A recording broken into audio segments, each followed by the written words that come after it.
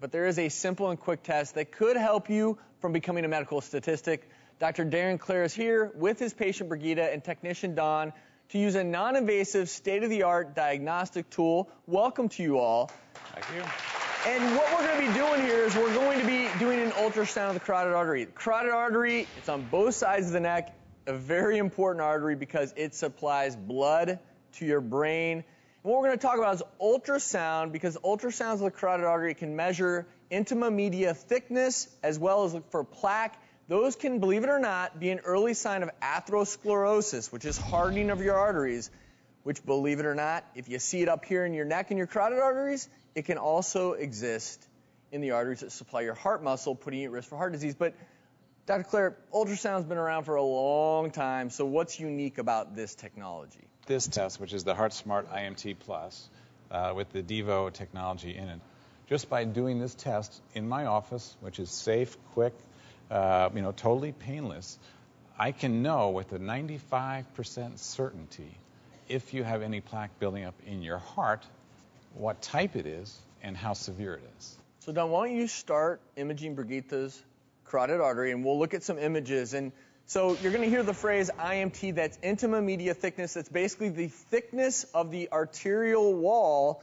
You don't want it to be too thick because that can be a sign of your increased risk for stroke, heart attack, etc. So right now, we're working to get the image of her carotid artery, and walk us through what we're seeing, Dr. Clare. Okay, love to, Travis. Right here, you're seeing the carotid artery. We're looking in sort of through the side of a straw.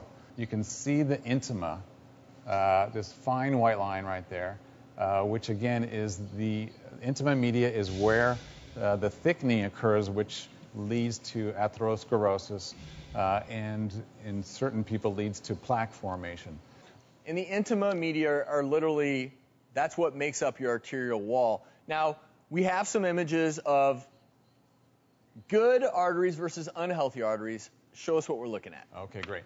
This right here is a healthy artery. The intima media is right here. It's this fine white line. That's what we're measuring. That's where the correlation is. You can see this is a little thick, but very significantly, where the red circle is, this person not only has thickening, they also have a big, nasty plaque sticking into the lumen of the artery. And so what people are looking at there is plaque in the carotid artery, which if it breaks off, it can actually go up to your brain and cause a stroke there as well. So that's right. One of the things that you've done is you've taken images from Brigitte and you've actually mapped them out to give a letter grade. A is good, E is bad, and if you're in between there, you have to have some concern. Walk us through this chart. Okay, yeah. The way I like to think about it is just like your report card from school, okay? A is great. E, I say, go to the emergency room, okay? And Brigitte's was normal, right? Brigitte's is totally normal. And secondly, we measured the plaque character. Yeah, because there's different types of plaque. There's the soft plaque and the hard plaque. A lot of cardiologists will now tell you that the soft plaque, which this test will pick up, is actually more dangerous because it's vulnerable. And by that we mean that it's more likely to rupture, causing the problems that we were just talking about. And Brigitte, you were an A once again on the report card. None observed, no plaques. And finally, percent stenosis or narrowing of the artery. Yeah, this is an important part of the test. And we can then realize that this person is at an early stage of heart disease, and we can then put them on a program to help reverse it and push them back towards A.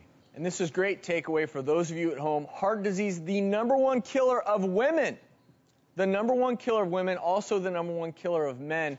And the reason that you do studies like this, if you are at risk, you need to talk with your doctor about getting studies done to figure out how bad your heart disease may be, because believe it or not, you can reverse it with things like your diet. These are great foods, increasing your activity level, simple changes, lowering your blood pressure. These can all help you live a longer, happier, healthier life and reverse the damage of heart disease. Thank you so much, Dr. Clare. Thank you, Don. Thank you, Brigitte.